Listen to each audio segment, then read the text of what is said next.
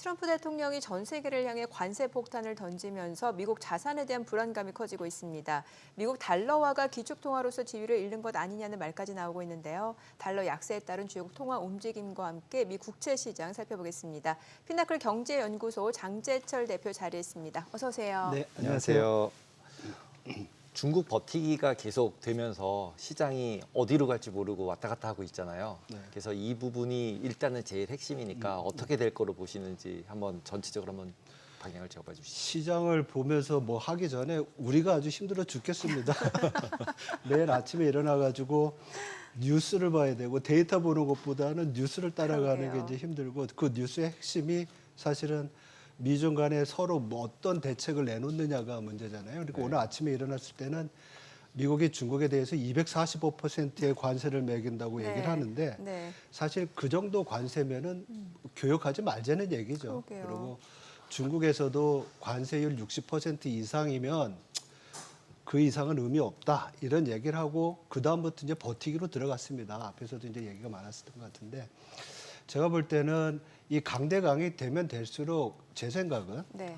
어쩌면 타협의 시점이 좀 가까워지 않나 아. 이런 생각이 듭니다. 왜냐하면 더 내놓을 카드가 없다고 그러면 이제부터는 뭐 어떤 구실을 만들지 간에 대화를 시작해야 될 것 같고요. 그리고 이렇게 이제 미국이 중국에 대해서 계속 강하게 나가는 이유는 딱 하나입니다. 미국보다 중국이 대외 의존도가 높기 때문에 미국이 중국이 보면은 뭐 어떻게 보면 수출이 전체 경제에서 차지하는 비중이 미국은 10%인데 네네. 중국은 20%고 그렇죠. 제조업이니까. 제조업이니까 그리고 뭐 중국이 미국에 대한 수출하는 게 GDP의 뭐 2.5%다. 그러면 미국은 0.5%밖에 안 돼요. 네.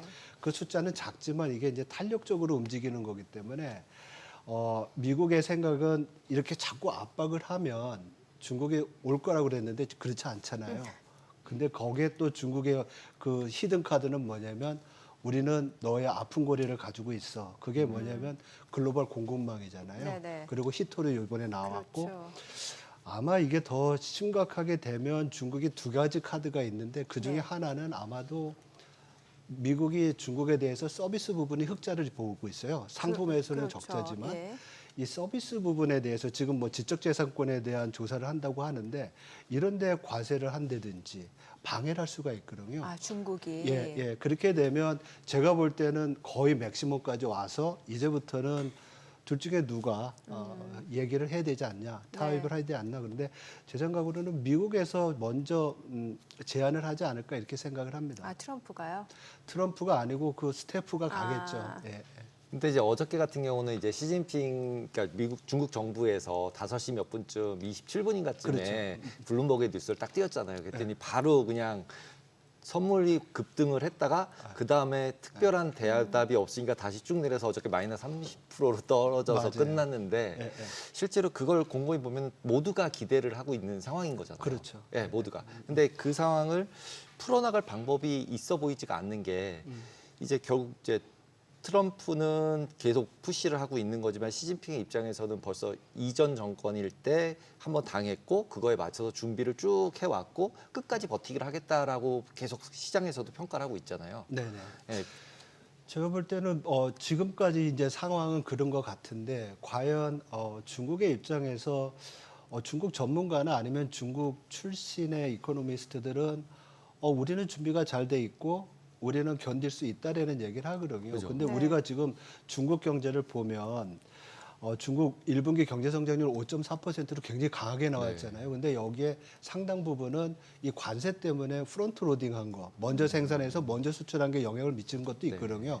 물론 그 뭐 내수 부양. 의 효과도 있지만은 네.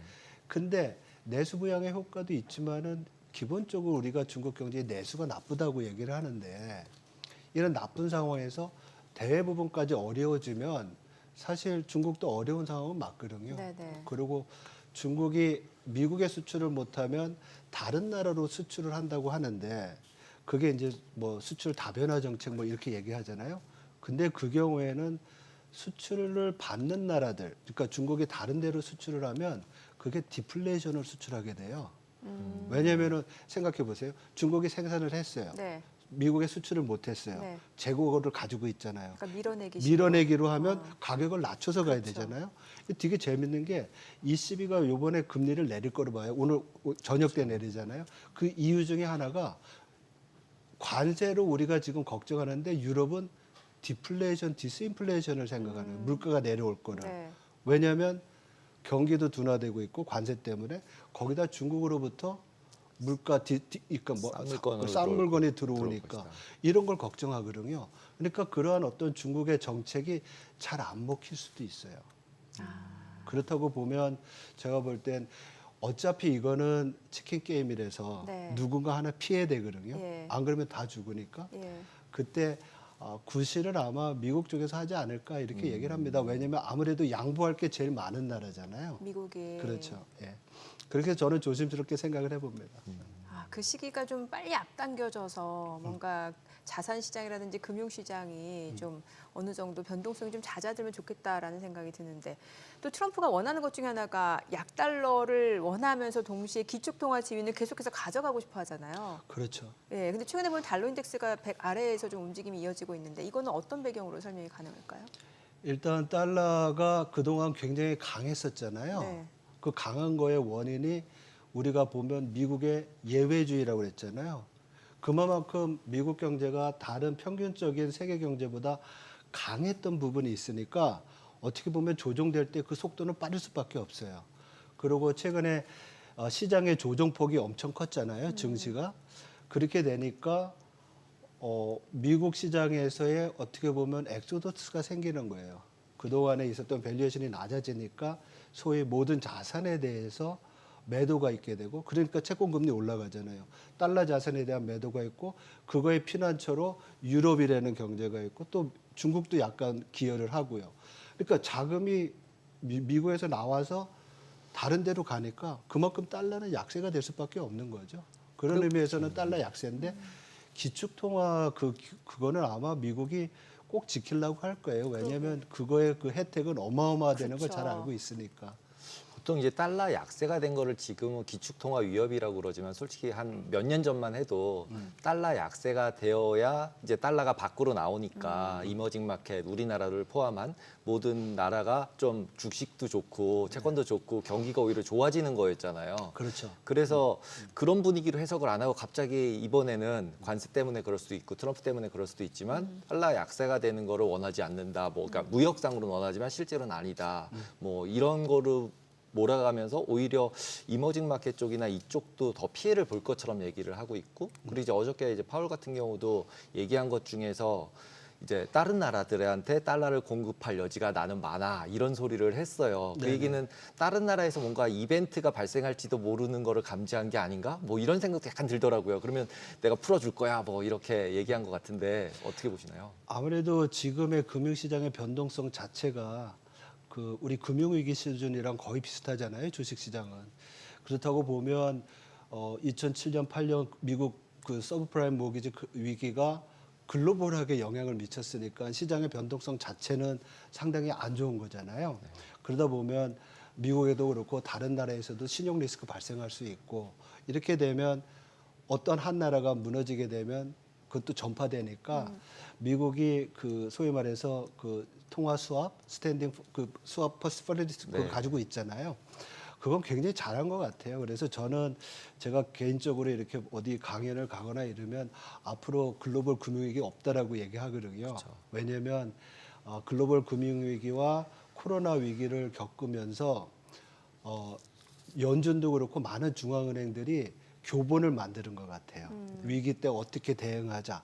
근데 그게 요번에 실리콘밸리 은행 때 굉장히 잘 나타났어요. 네, 맞습니다. 거의 이틀 만에 해결하잖아요. 네, 그렇죠. 근데 그때는 더 놀란 게 뭐냐면 중앙은행과 감독기관이 여러 조치를 그 텍스트북에서 했는데 민간에서 뭐 얼마죠? 그때 한 200억 달러인가요? 또 따로 모아가지고 민간들이 또 민간 금융기관을 구제하더라고요. 그래서 이러한 경험치들이 남아있기 때문에 큰 위기는 없지만 그렇다고 뭐 완전히 배제하는 건 아니에요. 그렇지만 여러 가지 장치들이 그런 것들을 좀 제어하지 않나 이렇게 생각을 합니다. 이런 와중에 또 엔화는 강세잖아요. 그렇죠. 그러면은 이건 이제 투자자들이 요즘 이제 엔화 투자 많이 하시니까 지금 레벨에서는 어떻게 대응을 하는 게 더 좋을까요? 지금 이제 달러 약세, 달러 강세 왔다 갔다 하고 있는데.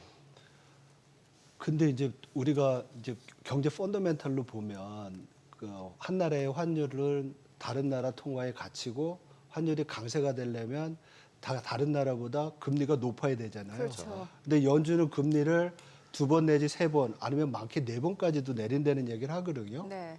시장 전망에 따르면은. 근데 일본 중앙은행인 BOJ는 올해 1번 내지 2번을 올린다는 전망을 하는 데가 있어요. 최근에 좀 엔화가 굉장히 강하니까 안 할 수도 있다라는 얘기는 하지만 어쨌든 두 나라의 중앙은행의 정책금리 차가 벌어진다고 하면 엔화에 대해서는 충분히 강세 요인이 있는 것 같아요. 그래서 네.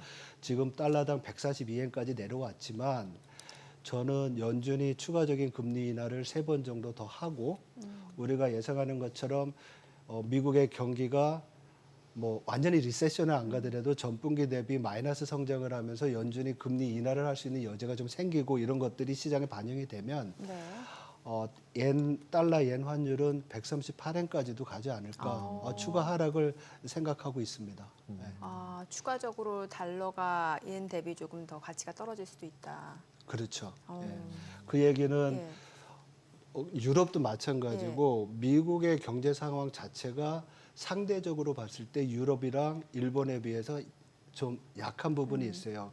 그래서 앞에서 이제 뭐 서프라이즈 인덱스 얘기를 네네. 하고 이러는데 미국이 상대적으로 경제 펀더멘탈이 약하다고 하면 유로화도 지금이 많이 올라왔다고 하지만 1.14에서 1.16, 네. 7까지도 갈 수 있는 여지를 좀 열어놓는다고 하면 네.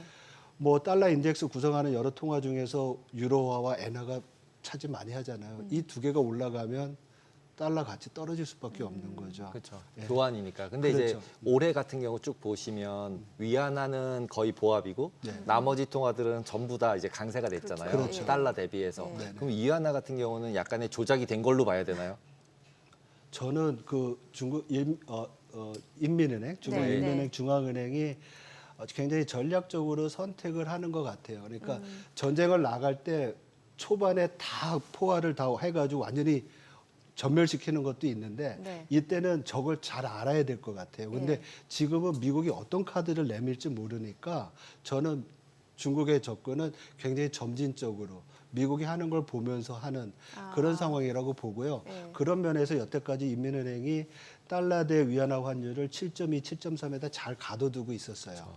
근데 앞으로는 어떻게 될지 모르겠어요. 만약에 저는 이 양국 간의 그 관세 갈등의 극점은 인민은행이 위안화 환율의 위를 열어놔가지고 이게 7.6, 7.7까지 올라가면 예. 그때 되면 이제 끝날 때가 되지 않았나 이런 생각을 합니다. 근데 이제 그런 사태가 발생하면 나머지 나라 통화는 강세되고 위안화가 약세가 되면 예.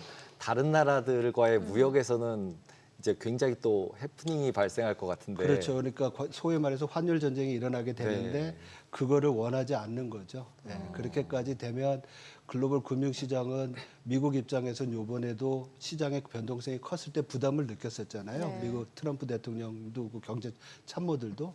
그래서 이런 스트레스가 계속되는 걸 원하지 않기 때문에 일단은 갈 때까지 간다고 하면 제가 아까 뭐 히토르 얘기하고 두 가지 남은 게 히토르 다음에 두 가지인데 하나 서비스고 예. 하나가 바로 이 위안화 환율 아닌가 이런 생각을 합니다. 그래서 일부 IB 중에서는 뭐 위안화 환율이 달러당 9위안까지도 간다는 얘기하는데 그 20% 제거든요. 한 8.67인가 그렇게 돼요. 지금 네. 대비. 근데 그렇게까지는 못 갈 것 같아요. 그럼 보통 이제 우리나라 원화는 엔화, 위안화 사이쯤 어디쯤 있잖아요. 그러면은 지금 현재 이제 다시 원화도 약간 강세가 돼가고 있는데 위안화는 약세로 계속 가려고 하고. 그럼 우리나라 원화는 어느 정도 레벨 레인지라고 봐야 될까요? 현재 상황에선? 근데 이제 두 가지로 대답을 해드려야 될 것 같아요. 그러니까 만약에 지금 상황에서 위안화 환율이 아까 말씀드린 대로 달러당 뭐 7, 8, 7, 7 뭐 이렇게 올라간다. 그렇게 되면 아시아 통화 내에서의 어떤 불안정성 때문에 달러 원도 달러 위안의 동지에서 올라갈 것 같아요. 그렇죠. 그러니까 원화가 가치가 훅 떨어진다는 그렇죠. 거죠. 같이 예. 위안화만큼 이제 약세가 될 것 같은데 지금 보면은 그 우리 그 환율 수준이 1,410원 뭐 20원 수준이잖아요. 네. 근데 2010년 아니면 2000년부터 쭉 그 장기 평균으로 보면 약 한 6% 정도 약해요. 그래서 이제 우리가 이제 쓰는 게 있잖아요. 실효 환율이라는 게 네, 있는데 네. 그런 환율의 기준으로 그런데 그거를 만약에 6% 강하게 놓는다고 하면 1,360원, 70원 정도가 우리 평균적인 네, 환율, 적정 네. 환율 수준이라고 볼 수 있어요. 네. 그러니까 만약에 저는 지금 우리 정부가 다음 주부터 관세 협상하잖아요. 그리고 5월 달까지 주요국들의 관세가 지금 얘기하고 있는 베이스라인 터리프 10%랑 트럼프 대통령이 캠페인 동안 얘기했던 20% 관세 있잖아요. 그 중간에 걸치게 되면 저는 관세가 물가랑 경제에 미치는 영향이 그렇게 크지 않을 것 같아요. 환율이랑 관세랑 네팅 쳐져서 그렇게 임팩트가 경제에 있지 않다. 그렇죠. 예. 환율도 변하고 또 뭐 수요도 주니까 가격도 좀 내리는 부분이 있고 네. 여러 가지로 네. 해가지고 그렇게 되면 저는 환율이 우리 달러 원 환율의 방향성은 아래가 맞는 것 같아요. 물론 네. 계절적으로 4월, 5월 달에 뭐 배당도 나가야 되고 자금 수요가 있는 건 맞지만은 그거 지나고 나면 제 생각대로 그냥 상호 관세 자체가 더 나빠지지 않고 네. 해결되는 방향으로 간다고 하면 달러 원 환율은 1,400원 밑으로 내려가지 않을까 이렇게 생각을 합니다. 이번에 미 국채 좀 여쭤볼게요. 지금 사실 뭐 스카페센터도 미국 그 10년물 국채 수익률을 낮추겠다라고 했고 실제로 미국의 여러 가지 뭐 재정 적자라든지 아니면은 또 만기 도래하는 것들을 생각해 본다면은 리파이낸싱 고려했을 때 금리를 낮춰야 되는 거 맞거든요. 근데 그렇죠. 지금 10년물 국채 수익률 보면은 그럴 기미가 안 보여요. 맞습니다. 여기에 대해서 뭐 자경단이다 뭐 여러 가지 얘기들 나옵니다. 어떻게 보세요?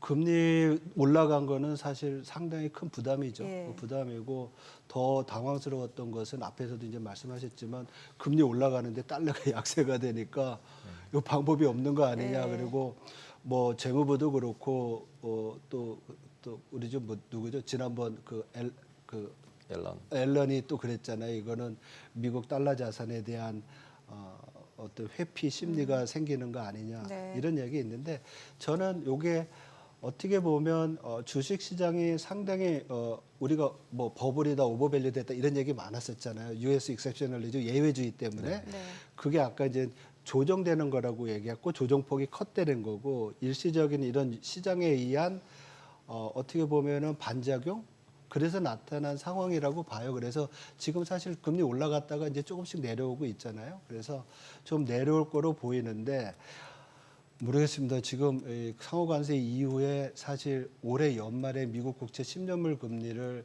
4% 밑에서 좀 봤던 데가 많은데 지금 보니까 다 올렸더라고요. 아, 그래서 이 레벨 자체는 미국 경제에 대한 어떤 소위 말해서 우리가 의심하는 부분 이런 것 그리고 또 두 번째로는 또 내년도 재정 적자, 뭐 국채 발행 이런 거 네네. 많잖아요. 이런 문제들이 깨끗이 해결되기 전까지는 좀 높지 않을까 이런 생각을 합니다. 아. 근데 결국은 그 금리를 다들 올리고 있는 게 관세 때문에 인플레이션이 있으니까 내려가지 못할 것이다라고 생각해서 다들 올리고 있는 거 아닌가요? 그러면 관세가 해결만 되면 다 같이 또 다 내리는 거 아닌가요? 근데 그것도 지금 제가 쭉 보니까 우리가 기대 인플레이션은 상당히 높아왔잖아요. 미시간 그렇죠. 대학에서 예, 예. 조사하는. 근데 시장에서 10년 그 국채 금리와 인플레이션 조정안 그 국채 금리의 사이가 어떻게 보면은 기대 인플레이션이 되는데 이거는 굉장히 안정적으로 유지되고 있어요. 2.8%인가 그 수준에서. 그러니까 우리가 보통 시장에서 장기 금리 프라이싱 할 때 그러한 기대 인플레이션을 넣으면 나머지 부분은 소위 말해서 기간 프리미엄이라고 그거에 의해서 결정되는데 네. 그거는 수급 문제도 되게 작아요. 수급이 제일 크죠. 수급이 네, 제일 커요. 맞습니다. 그래서 제가 두 번째로 재정 이슈를 말씀드린 이유가 트럼프의 두 번째는 뭐 일부에서는 관세 다음에 환율이라고 그러는데 관세는 곧 환율인 것 같고요. 네네.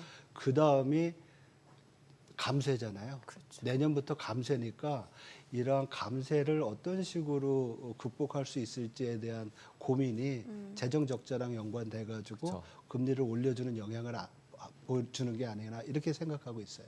확실하게 뭔가 미 국채 수요가 좀 증가할 수 있는 여건들이 좀 형성이 돼야겠네요. 네, 맞습니다. 네. 그래서 스테이블 코인이 나오는 건가요?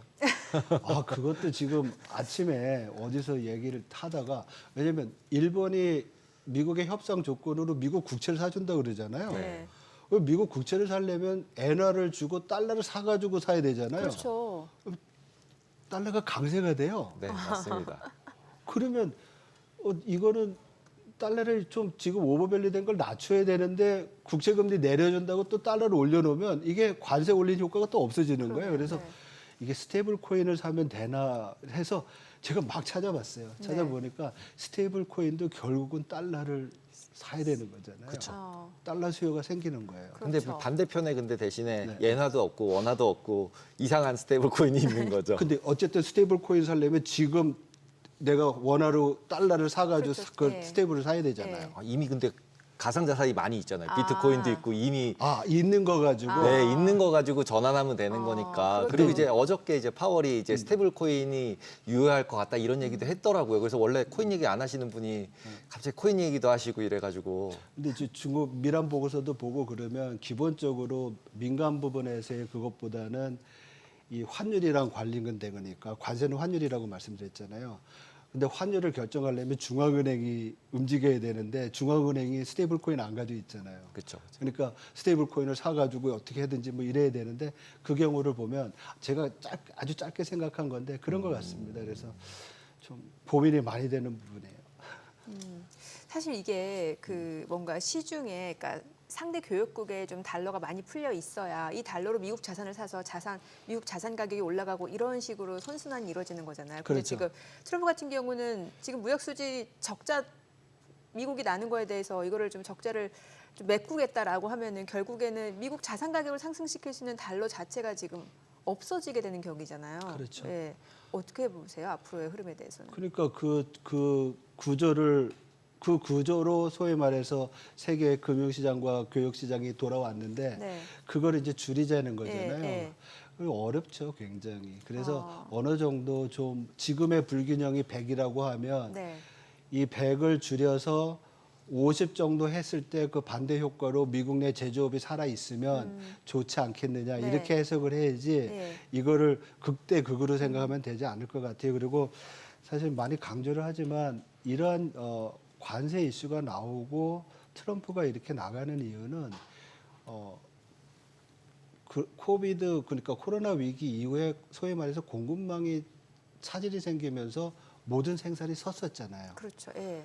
그랬을 때 미국이 생각한 게 제조업이 없으면 위기 시에 예를 들어서 코로나 위기 때 전쟁이 나면 네. 공장이 서 있으면 무기 못 만들잖아요. 네, 네. 근데 이 무기를 만드는 대부분의 소재가 어쩌면 싸워야 될 중국으로부터 온다 그러면 문제잖아요. 예. 그러니까 이 이슈가 관세 이슈가 트럼프의 변덕이 아니라 미국의 생존이랑 관련된 안보 문제라고 거기도 이제 다 안보 얘기를 하거든요. 네네.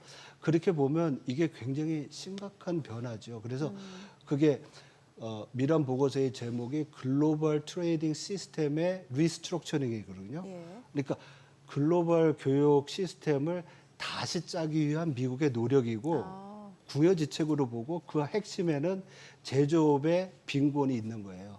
트럼프 입장에서는 어떻게 보면 꼭 해야만 했던 과정이에요. 트럼프만이 아니라 워싱턴이 다 지금 그 생각을 하고 있는 거예요. 그러니까 트럼프 일기 때 미국과 중국과 관세 전쟁을 하면서 바이든 행정부가 오면 안 하겠지라고 했잖아요. 근데 바이든도 더 강하게 갔잖아요. 네. 반도체랑. 그렇죠.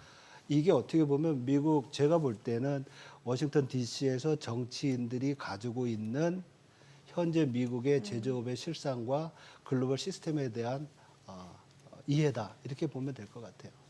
네. 오늘 내용 잘 들었습니다. 고맙습니다. 네, 고맙습니다.